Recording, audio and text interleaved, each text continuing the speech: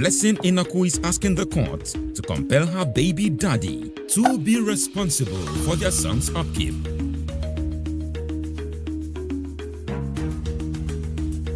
All right. Court in session. Honorable Judge Funmi Akaolu presiding. Justice Court ládé ohun tó ń ṣẹlẹ̀ ń bí ni arábìnrin yìí Blessing ní orúkọ rẹ̀ ọkùnrin tó wà lẹ́gbẹ̀ẹ́ ọ̀rẹ́kùnrin ẹ̀ ní Ferdinand ní orúkọ rẹ̀ so ọmọ ló pa àwọn méjèèjì pọ̀ wọ́n jọ bímọ fúnra wọn so arábìnrin yìí wá gbé ọ̀rẹ́kùnrin rẹ̀ wá sí ilé ẹjọ́ pé kí wọ́n bá wọn dá póun fẹ́ kó máa bá wọn mójútó ọmọ kó dẹ̀ máa yọjú sí ọmọ lóòrèkóòrè so orí ibẹ̀ la wà báyìí. ọ̀rọ̀ yìí dùn gan-an ẹ farabalẹ̀ ẹ gbọ́ ayé yín tónítóní ẹ farabalẹ̀. He has not been taking care of his child responsibility for the past 8 years now. arábìnrin ní pé kò ń bá òun tọ́jú ọmọ fún ọdún mẹ́jọ sẹ́yìn bóun nìkan lòun dá gbé òun dá fà òun dá ń rù. The past 8 years. 8 years. Yes, ma'am. ó lè ti pọ́ ọdún mẹ́jọ báyìí. What do you do for a living? Me, I'm not working yet. I'm still. adájọ́ wa ń béèrè lọ́wọ́ Ferdinand pé iṣẹ́ kí ló ń ṣe ó lóun ò níṣẹ́ lọ́wọ́ but ọmọléèwé lòun. An agent. so wọ́n wá béèrè lọ́wọ́ rẹ̀ pé lọ́wọ́ Blessing arábìnrin pé nígbà tó fi bímọ fún iṣẹ́ kí ló ń ṣe nígbà tó fi tẹ́fíjọ́ wà tó fi bímọ fún so arábìnrin yẹn wá sọ pé agent nípa àwọn agent tó ń báyàn wálé àbí nǹkan kan. To give people work. àwọn agent tó ń báyàn wáṣẹ́ àwọn tó ń bá wọn wọ́mọ ọ̀dọ̀ agent. But now he's a student. Yes, ma'am. Students don't earn income. adájọ́ wa ní ìṣòmọ̀ pé ẹni tó ń lọ léèwé wọn níbi tí wọ́n ti ń ṣiṣẹ́ so ìdí ẹ̀dẹ̀ ni pé wọ́n fẹ́ mọ̀ lọ́wọ́ arábìnrin pé báwo ló ṣe fẹ́ ká ṣe gẹ̀ẹ́tì ibi tó ti fẹ́ máa mówó wá ìgbà tó jẹ́ pé ọmọléèwé lọkùnrin. For statement, you claim to have been sending money to her. adájọ́ ní òun rí inú ìwé tó kọ ránṣẹ́ sí ilé ẹjọ́ pé ó máa ń fowó ránṣẹ́ sí arábìnrin yìí. What have you been giving her on a monthly basis? ló ti ń fún lóṣooṣù. ó lẹ́kọ̀ọ̀kan lòun máa ń fún lówó kì í ṣe ní gbogbo ìgbà. The child is not with her, really. Where's the child? The child stay with the mother. ó lọ́mọ yẹn ò sí lọ́dọ̀ ọ̀rẹ́bìnrin òun pé ọ̀dọ̀ ìyá ọ̀rẹ́bìnrin òun ni ọmọ yẹn wà so ẹ̀kọ̀ọ̀kan lòun máa ń fowó ránṣẹ́. Her mother is still with her. adájọ́ ni ó wà lọ́dọ̀ ìyá arábìnrin o àbí ó wà lọ́dọ̀ arábìnrin o ọ̀dọ̀ arábìnrin yẹn ló wà níwájú ẹjọ́ níwájú ilé ẹjọ́ yìí pé. If the child is with her mother, the child is with her. Is it the mother that impregnated her? adájọ́ ni ṣé ìyá arábìnrin yìí ló fún arábìnrin yìí lóyún ni ìwọ ṣàlẹ́ni tó ìwọ ló fún lóyún so kò má tàbí tí ọmọ bá wà. Or is the child for the mom? wọ́n ní ṣé àbí àwọn ẹbí arábìnrin ló lọ́mọ ni àbáwọn náà fúnra wọn bímọ ni. Do you understand me? I understand. That's a grandchild. Yes. And that's your own son. So it's your own responsibility. wọ́n lẹ́tọ̀ọ́ ẹ̀ ní láti máa tọ́jú How ọmọ did ẹ̀. you meet? wọ́n ní báwo lẹ ṣe pàdé gan-an. wọ́n ní Èkó làwọn ti pàdé. ọ̀rẹ́ ni ìyá àwọn And you're méjèèjì. still best of friends. ṣọ́ọ̀rẹ́ yìí lè yá ẹ ní rárá wọ́n ti pín yà. They are not. arábìnrin ni wọ́n ti pín yà. Ojota. Okay. Yes. But you can't remember when. Yes. About how long did you date? wọ́n ní ìgbà mélòó lẹ fi bára yín ṣe ọ̀rẹ́ pọ̀. arábìnrin yẹn ní ọdún kan làwọn fi ṣe mọ̀-mí-mọ̀-ọ́ táwọn fi jọ mọ́ra wọn táwọn fi jọ ta káìtì. To a year. About how long? Like, let me say it. arákùnrin ní pé kò pọ̀ ọdún kan Is it like oṣù mẹ́ta sóṣù mẹ́rin ni làwọn fi jọ mọ́ra wọn kóyún tó dé. That you dated before she took it. Before you get pregnant. But when you were doing it, you know that the next thing you can adájọ́ ní nígbà tó ń bá a sùn ṣé ó mọ̀ pé oyún lè tibẹ̀ jáde ni ó yẹ kó ti mọ̀ ó yẹ kó ti gbáradì. when you did not use any protection. wọ́n nígbà tó mọ̀ pé ò lo rọ́bà dáàbò bò wọ́n ló yẹ kó ti mọ ohun tí ó máa tibẹ̀ jáde. And now you have the outcome. wọ́n ló dẹ̀ ti ní ohun tó tibẹ̀ jáde ń ṣe ẹ̀tọ́ ẹ̀ ni kó step up. I've never been doing that. Just ó lóun kì í fún lówó oúnjẹ lóṣooṣù.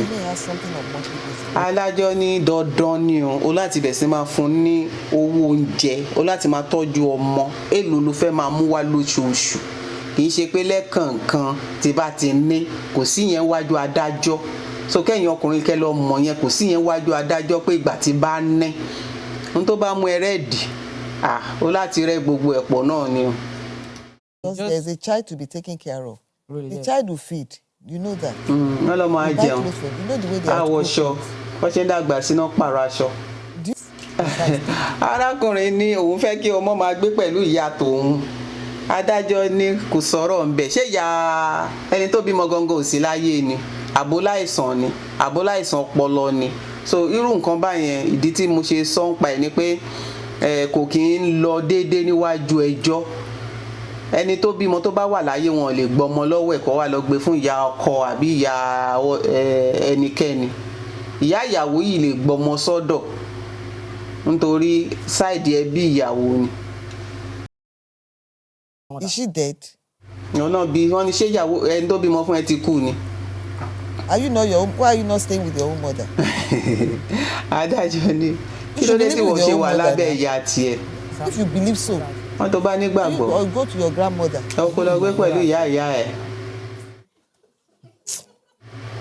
adájọ́ mìíràn ó ní aláwàdà kẹ́ríkẹ́rí lárákùnrin. What you believe in that you can just have children. wọ́n ní ó rò pé kò lè déédéé bímọ kó sọnù kó dẹ̀ walk away kó dẹ̀ rìn lọ ó dẹ̀ rò pé ìyẹn jọjú lójú ara ẹ̀. Doesn't make sense. wọ́n ní kò mọ̀gbọ́n dání rárá wọ́n ṣe wọ̀ kí n jẹun ni Your child should not feed. so kọ́mọ tó bí kó má jẹun. No. So how do you go around this? How much do you want to start doing now? ṣé èlò ló fẹ́ máa fún lóṣooṣù. Ma, I don't even want anything from him. I don't want him to give me money. arábìnrin tún gbé tiẹ̀ dé o ó dàbí pé nǹkan kan ń da arábìnrin gan láàmú ìdí tí mo ṣe sọ bẹ́ẹ̀ ni pé n tó kọ sínú ìwé yàtọ̀ n tó tún gbé jáde bíbá ó lóun ò fẹ́ kó máa fún un lówó kó ṣáà make sure pé ó ṣàbẹ̀ sí sọ kọ́tọ̀kọ́tọ̀ again pé ló dàbẹ̀ ń tọ́lù lábẹ́rẹ́ so abádájọ́ náà ń bẹ̀ adájọ́ máa fún lésì tó ń wá. Me, I don't need his money. All is that is for him to, at least, know that the child is with my mom. ó mọ̀ pé ọmọ wà He pẹ̀lú should be ìyá òun. killing my mom. Kó má- As for the child, he does not do that. ó ní nǹkan tóun fẹ́ látọ̀dọ̀ ẹ̀ ní pé gbà tó ti mọ̀ pé ọmọ wà lọ́dọ̀ ìyá òun kó máa pè ìyá òun kó dẹ̀ máa bá ọmọ sọ̀rọ̀ kó dẹ̀ máa yọjú sọ́mọ pé gbogbo yẹn la arákùnrin yìí ò kì í ṣe. He does not care. That's different from your claim here. adájọ́ ní ohun tó ń sọ ọ́n sí ó yàtọ̀ sí ohun tó kọ ránṣẹ́ tó fi pè lẹ́jọ́ ó dà kó ti ń sọ ẹnu méjì báyìí ń sìn Going out of like I read what you wrote. ẹ̀hún náà fẹ́ ka ohun tó kọ náà ṣe wọ̀gùn sójú tájájọ́ fi wọ̀gùn sójú ń sìn. All I want is for my son's father to do is take his responsibility financially, emotionally, and physically. so adájọ́ wá ka ohun tó kọ ní ọjọ́ tó kọ tó fi pe ọ̀rẹ́kùnrin ẹ̀ lẹ́jọ́ pé ohun tó kọ rèé ó ló fẹ́ kó bẹ̀rẹ̀ sí máa tọ́jú ọmọ kó fi orí tọ́jú kó fara tọ́jú kó fẹ̀mí tọ́jú ẹ̀ kì í ṣe pé báyà kókò bímọ kó gbé dànù pé wọ́n ṣàkànràn létí ohun tó kọ ló ní bẹ́ẹ̀ ni. Ma, I'm not If you going did not mention financially, I would wọ́n not tó bá dárúkọ owó ń bẹ̀ yẹn àwọn ò ní mẹ́nu lọ So if you are síbi changing your claim No, now, it's wọ́n not ṣe like fẹ́ I'm change saying ohun that tó it's sọ not like tẹ́lẹ̀ you send this for me. wọ́n ní kí ni nǹkan tó At fẹ́ least my gan-an. mom. Even ó ní if kó I má don't want send to ẹ̀ sóhun give- kó má send owó yẹn sí màmá òun bọ̀ kó má send ẹ̀ sóhun òun tóun bímọ gangan yẹn ohun tí blessing ń sọ so ọ̀rọ̀ blessing gan yé mi. It's not that my mom does not have her own money to take care of herself, but at least he should know that, okay, He's not school giving- fees, whenever I call him for I school won't fees, ask him to give your mom money to take care of herself. òun náà ládájọ́ ń wí nítorí iṣẹ́ àgbékalẹ̀ ọ̀rọ̀ ó ṣe pàtàkì gan-an ó ṣe pàtàkì gan-an because mi rò pé ọmọbìnrin yìí ó kàn tóbi fọ̀nkíà ni mi rò pé ọgbọ́n kún orí ẹ̀ tó yẹn because n tó wà níbẹ̀ ni pé ó ní kí ó máa fi owó tó fẹ́ fún ọmọ ẹ̀ kó máa fi ránṣẹ́ sí ìyá ẹ̀ níwájú adájọ́ àní nílé ẹjọ́ wọn kì í ṣe bẹ́ẹ̀ ìwọ àti ẹni tẹ́ ẹjọ́ bímọ lẹ́jọ́ lọ́rọ̀ kò sẹ́nì kẹta so n tájájọ́ expect ni pé ń sìn tó bá fún ní owó yẹn òun fún rẹ̀ tó jóbìnrin ló máa fowó yẹn ránṣẹ́ sí ìyá ẹ̀ kí ìyá ẹ̀ fi tọ́jú ọmọ so ibi tó ti ń ba wí lọ́wọ́ nìyẹn. I can ask him to give you as a mother. pé ìwọ náà máa fún gẹ́gẹ́ bí ìyá ọmọ ìwọ ló lọ gbé ọmọ ẹ̀ kalẹ̀ lọ́hùn yẹn It's you that he will give. ìwọ náà máa fún ní owó ọ̀hún. Over your son. If you think the right thing to do is to give your mom, if you think the right thing is to use it to purchase something for your son. Ọládájọ́ ní pé tówó yẹn bá tẹ̀ lọ́wọ́ tó bá rò bẹ́ẹ̀ ni pé owó yẹn ò fẹ́ fi ra nǹkan fi ránṣẹ́ sọ́mọ àbò fẹ́ fi ra nǹkan ò fẹ́ fi ra nǹkan fẹ́ fi owó yẹn gangan láti kó fi ránṣẹ́ sí ìyá ẹ̀ ìwọ ló ní agbára yẹn but ẹ̀tọ́ gangan ni pé kí arákùnrin kó máa fi owó ránṣẹ́ sí ẹ déédéé kí wọ́n dẹ̀ mọ̀ bọ́mọ ẹ ṣe máa jẹun. Anything financially. So òun la adájọ́ wá béèrè lọ́wọ́ Blessing ni pé àbó ò fẹ́ kó máa mú nǹkan kan wá rárá ni kó ya sọ́nbí kó kúná ló bá ní àìrọ̀ òun fẹ́ kó máa mú nǹkan wá o. So arákùnrin Ferdinand dẹ̀ wá ń sọ pé ohun tóun go through ń sìn ni pé òun gan ò tí ì jẹun bó lòun ti fẹ́ rówó. Not that I not provide anything. wọ́n ní ṣe pé òun ò lè mówó wá. Just because that I've never I given said, to a we standard. are not talking about what you have done in the past. I'm wọ́n not ní even yẹn there. Because Ferdinand lòun ti whatever ṣe is past, tẹ́lẹ̀ wọ́n wá níyẹn kọ́ làwọn bẹ̀ sọ ti wákàtí ọ̀wọ̀ ìtọ́rọ̀ ti délé ẹjọ́. What I'm talking about now, from now onwards, how much do you want to be judged? wọ́n ní láti wákàtí yìí lọ èèlò gangan ló fẹ́ máa mú For your wá. child.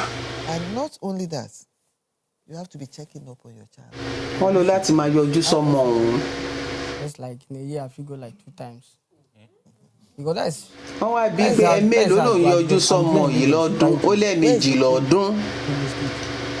lẹ́ẹ̀mejì lọ́dún lòun ń yọjú sọ́mọ ọ̀hún ní Ogun State àwọn dẹ̀ wà lẹ́kọ̀ọ́ ẹ̀ẹ̀mejì lọ́dún ládájọ́ bá mi rí. Okay.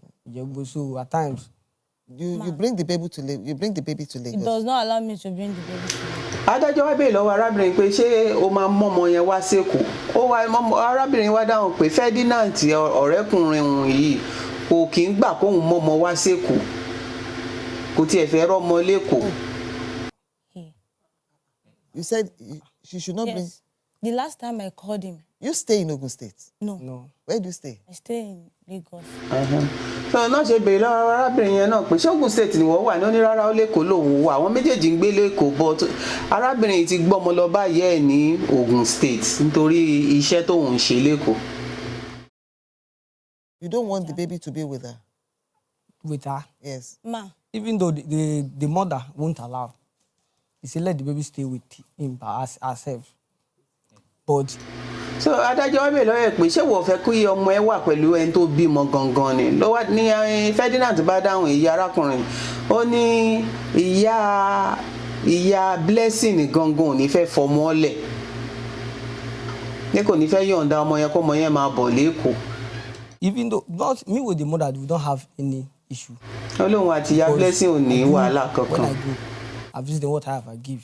Wọ́n tó ń bá yọjú gbogbo tó ń bá ní òun máa ń fún un. Call me, I call early morning. You know, it's not about. That's not your own mother. Yes. Wọ́n ní ìyẹn ò ń ṣe ìyá ẹ̀. But you need a brain reset on that. Wọ́n ní ṣe mọ̀ pé ìyá Blessing ò kì í ṣe ìyá ẹ̀. Ó yẹ kó mọ̀ pé ìyá Blessing ni. So bó ṣe máa ṣe pẹ̀lú màmá ẹ̀ kọ́ ló máa ṣe pẹ̀lú ìyá Blessing. You see, you are the one that implicated her daughter. Pé wọ́n ló fọ́mọ ẹ̀ lóyún. Responsible, and she does not want that child to suffer. That's why child is with her.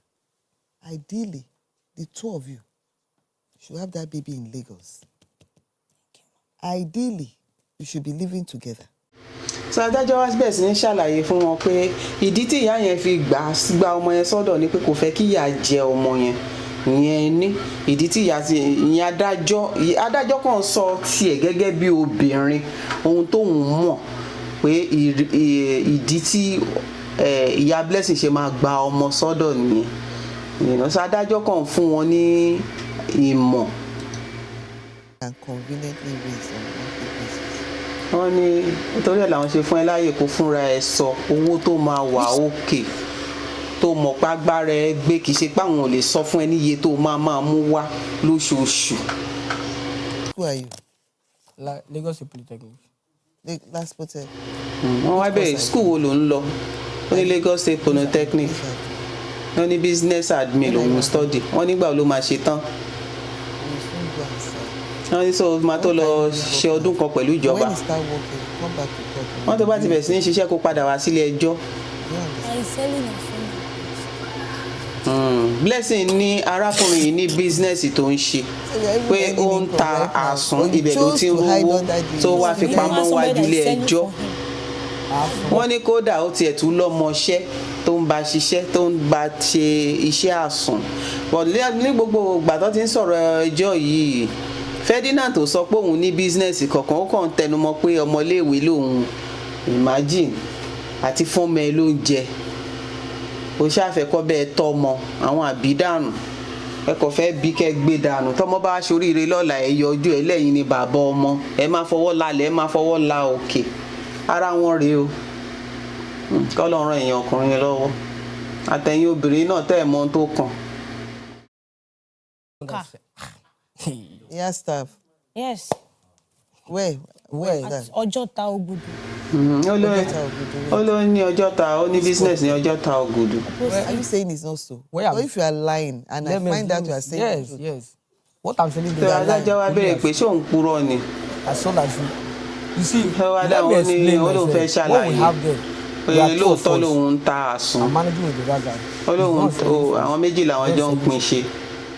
So when they your own is just asu. just as if for now. wọ́n ní tòun ní ìdí olùtí tóun ṣe ń bẹ̀ ní àsùn. So the bottom line, what I can take out of that is you have a source of income. So adájọ́ ní pẹ̀lú àsùn bó ṣe kéré bó ṣe pọ̀ You have a source of income. o níbi tówó ti ń jáde fún ẹ èèlò ló fẹ́ máa san lórí ọmọ yìí lóṣooṣù. On monthly basis from the asu business that you are doing. Assuming I like to do things at least, I will be How much? like I will start with 2.5. olúwa mi o eléyìí tún rí gidi so ló bá dáhùn ló bá ní lóṣooṣù o pé 2005 lòun máa san lóṣooṣù bí gbogbo ilé ẹjọ́ ṣe dàrú nìyẹn pé 2005 lóṣù fọ́mọ tó fi máa pé 8 years ọdún 8. So You see the way everybody is laughing at your stupidity. See everybody is laughing at your stupidity. So 2,500 adájọ́ ní sórí bí gbogbo èèyàn ṣe ń fi ẹ́ ṣe yẹ̀yẹ́. Can you live on 2,500 in a week? wọ́n wá bèèrè lọ́wọ́ ẹ̀ pé ìwọ gangan fún rẹ̀ ṣó lè lo 2005 ní ọ̀sẹ̀ abẹ́lẹ̀ ní ti ọmọ kékeré ṣé 2005 ṣó tó wọ gan àgbàlagbà lò lọ́sẹ̀ kan. So ohun tá adájọ́ ń béèrè lọ́wọ́ ẹ̀ nìyẹn pé ṣé 2005 tó wọ́ lò lọ́sẹ̀ kan. I want this, I want that. Do you know what it is? ọlọ́mọ kékeré tó máa tọ́ka sí ibi tó máa tọ́ka sí yẹn. You have to keep replacing their clothes and everything. But what I'm As you are now, you might not grow taller in the next 10 years. So adájọ́ ní 2005 ń ṣàrẹ̀ o ọmọ máa jẹ́ ó máa mu So is it a máa pààrọ̀ aṣọ lóòrèkóòrè a máa pààrọ̀ gbogbo ẹ̀ lóòrèkóòrè. no for the you or to feed a child in a week? because as of Monday I'm now. asking you now. I said how much? wọ́n ní èèlò ni so àti wá sọ iye tó máa fọ́mọ lóṣooṣù ó dìṣòro o. Right, yes, about. I will try to raise like 5,000.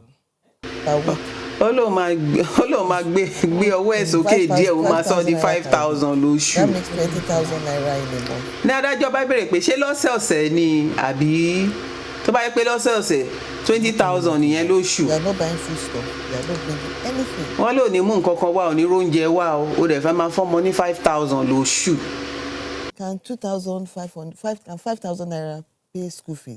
wọ́n ní ṣé 5,000 naira ṣó sanwó Can you pay iléèwé school fees? Can you buy school uniform? ṣé ó ra uniform ṣé ó ra bàtà Talk less of transport and food. abẹ́lẹ̀ ń tẹ owó tó máa fi ṣòwò ọkọ̀ Every lọ day sí you have to school give the child money.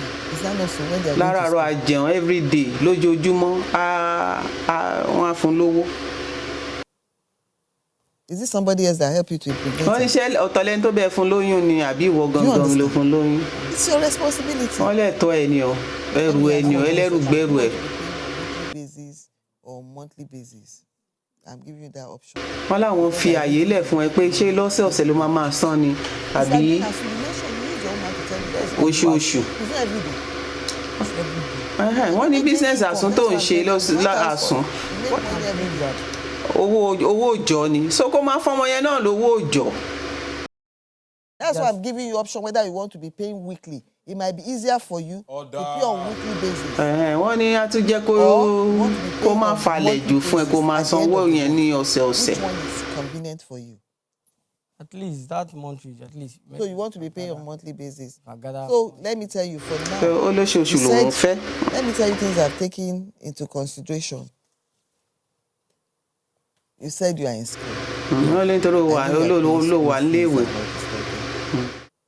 You take transport to the school as well, don't you? You say you are rounding up this year. Yes. So by next so year, adájọ́ wa ń sọ fún pé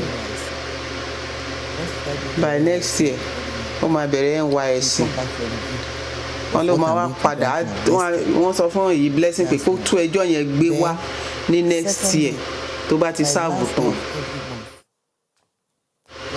pé kí wọ́n tú ẹjọ́ yẹn dá again. For now, I know it's small. so wọ́n wá sọ fún pé 20,000 ni kó máa mú wá lóṣooṣù Understand the fact. that ní it's a Ferdinand ti bá gbọ́n rí o bá mi rí o pé mo lòun ti fẹ́ rí 20,000 kò sọ o but school that is in the better That school is position not to clear. pay you. That school that is going is not clear. Since 215. so arábìnrin blessing ní 2015 ló ti ń lọ sí school 2015 ni o pé òun ò mọ school tó ń lọ ní 2015 tí ìwòye wọn ò tí ì ṣe tán tó yìí wà ní school ṣó fẹ́ lọ ọdún mẹ́wàá school ní 2015. He has a busy life on the other side, keeping a girlfriend. So concentrating on the education is part of it. You know, you understand. You have to balance the three of them. pé tó bá ti wá sáàbù tán kó padà wá wọn wá tú ẹjọ́ yẹn ìyẹn arábìnrin blessing kó gbé ẹjọ́ yẹn padà wá. You ask the business to take care of you. And you have this. so ní kúkúrú wọ́n ṣáà ní 20,000 ni kó máa mú wá lóṣooṣù fún ọmọ yẹn kó dẹ̀ máa yọjú sọ́mọ. When will you be going over to see your child? wọ́n nígbà wo ló fẹ́ máa yọjú sọ́mọ báyìí. Yes, how often will you be going there? 2 times a wọ́n ní year. báwo ni lóòrèkóòrè báwo ni pé ẹ̀ẹ̀mejì lọ́dún ò ń ṣàrẹ̀ And that's why it's very rárá easy tọ́. for you to just dismiss his maintenance. No, You don't have any emotional. wọ́n lé ó tiẹ̀ lọ ọyún ọmọ yẹn ò yún ẹ́ rárá tọ́. I feel go because of my mother. Ma, do you know the You transport? have to, But at times I'll wait. be struggling to. So you have to pay go for- because of your. As even though if it is not because of the child, at least I have to see go see my mother. But I don't. At times I will ohun struggle tóun try láti sọ́nsì ni pé torí ọmọ yẹn gan lòun ṣe máa ń yọjú sí ìyá àwọn nǹkan ẹ̀yin obìnrin ó yẹ kẹ́ ẹ ṣọ́ra gan kẹ́ ẹ wọ ẹni tẹ́ ń latan fún wọn ẹ wọ ẹni tẹ́ ń latan fún torí gbogbo èèyàn kan ló yẹ kéèyàn máa dàyàn dùbúlẹ̀ ó yẹ kẹ́ ẹ ṣọ́ra gan ẹni tí ò bìkítà ọmọ tí ò yẹ ọmọ wò ọmọ pé orí àdáfà àdárù àdágbé ló máa kú sí ìwọ gẹ́gẹ́ bí obìnrin orí àdáfà àdágbé àdápọ̀n ló máa kú sí ọlọ́run má yẹ kẹ́ ẹ ṣẹ̀ṣẹ̀ gbé o ọlọ́run má yẹ kẹ́ ẹ ṣẹ̀ṣẹ̀ gbé o ó ti ń pọ̀ jù nǹkan tó jẹ́ kí n bẹ̀ sí máa ṣe justice court ní Yorùbá nìyẹn torí mo rò pé ọ̀pọ̀lọpọ̀ àwọn Yorùbá wa gan mí pé èdè Gẹ̀ẹ́sì náà fi ń ṣe wọ́n lè má mọ ohun tó wà níbẹ̀ wọ́n kàn máa ṣe bó ṣe wù wọ́n ni wọ́n á bímọ ọmọ mélòó bàbá mélòó bọ̀tí wọ́n gan obìnrin fúnra rẹ̀ láti tú ara ẹ̀ ṣe ẹni tó máa bẹ́ẹ̀ kalẹ̀ wá ti rí nínú wa ẹ̀ tó bá tiẹ̀ dẹ̀ change wá ti mọ̀ pé òkè bó bá dàlú ẹ̀ ń gbá ìyàwó gan lè dà gbé ẹ jẹ́ a máa bẹ́ tò níṣó. No, but this income of the thing, that is the problem. These are all things we should. Look, I've told you. This is your child. Yes. You don't seem to understand. And so far, I can tell you, you have been very irresponsible as a father. Adájọ́ sọ fún wọn ní ò tiẹ̀ ò bìkítà ọmọ yẹn rárá ò tiẹ̀ bìkítà ọmọ yẹn rárá ó ṣe tọ́mọ bá rí ẹ ṣó máa dẹ́ ẹ mọ̀ ó lọ́mọ máa dá òun mọ̀ I'll go twice a year. wọ́n lẹ́ẹ̀mejì lọ́dún ló ń lọ bẹ̀ ó dẹ̀ lọ́mọ máa dẹ́ ẹ mọ̀ ó lọ́mọ dá òun mọ̀ gbégédé. It's a lie because you know you are lying. Even though I bought something, Arábìnrin ní irọ́ ló ń pa. I bought something, they'll say this one is not okay, it's not He for hardly go there. ó ní tó yẹ Ferdinand ní tó ń bára nǹkan gbé lọ wọ́n máa fojú bí tí tó ń bára gbé lọ. I will not. This clothes I wear, self, I sew it together with my son. ó ní kódà aṣọ tó ń wọ̀ yìí pé òun rán ìgbà tó ń ra òun rán fọmọ òun nú ẹ̀. Evidence of payment. Do you understand? wọ́n ní bó ṣe ń san owó yẹn pé kí olúkálùkù máa kíìpù rẹ́kọ̀dì owó tí wọ́n bá san. So from this month, you start paying her 12,000 naira on monthly basis. wọ́n látòṣù kó bẹ̀rẹ̀ sí máa san I know there's a way. kó bẹ̀rẹ̀ sí máa san 10,000.